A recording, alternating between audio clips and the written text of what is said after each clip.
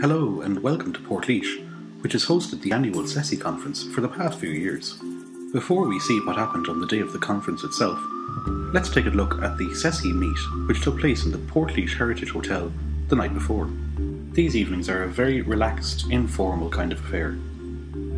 People are given just a few minutes to present their ideas. There's plenty of time for chat and discussion,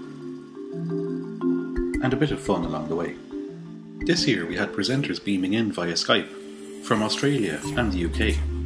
This is David Mitchell telling us about Quad Blogging, a primary school blogging initiative. We had presentations on apps and websites that could be useful in the classroom. There's a great range of resources for the primary teacher. To teach music in the classroom, try nyphilkids.org, the New York Philharmonic website.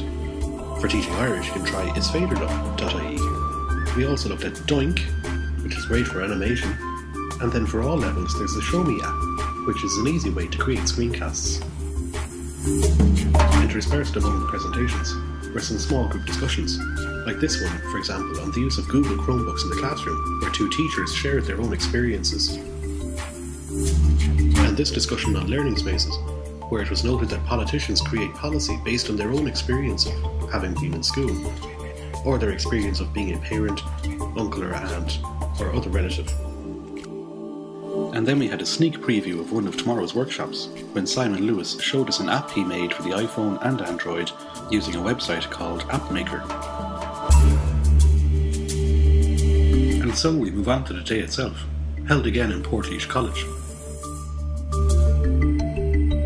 The technology was powered up for a day of tweeting and live blogging, and it was time to decide what talks and presentations to go to. Following a few introductory talks, it was down to Stephen Howell to deliver the keynote speech in his own inimitable style.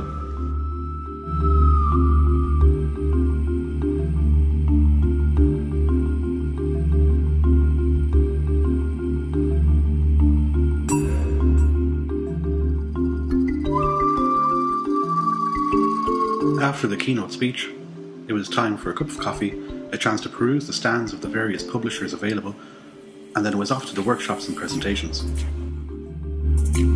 As usual for this conference, the day was a mix of hands-on workshops and presentations. The hard part was deciding which ones to go to. I eventually settled on two. One by Evelyn O'Connor, a teacher who 1 year ago wasn't using any technology in her classroom and is now using blogging, video making and podcasting.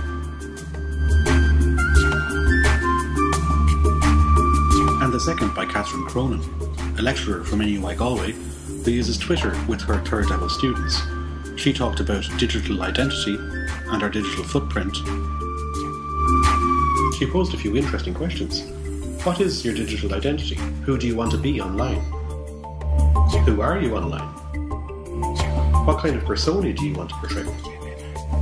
Do you think about your digital footprint? Have you ever Googled yourself to see what kind of things pop up? It's something many young people haven't thought of, that anything they put online might be available forever.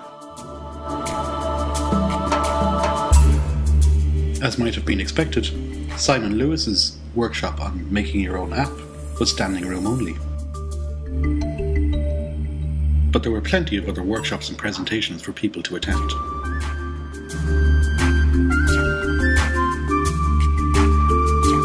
The day was topped off by Professor Steve Wheeler of Plymouth University, where he gave a fascinating talk on enhanced learning futures.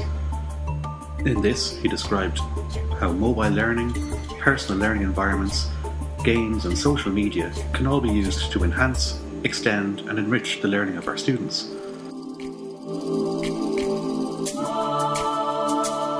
Bye for now.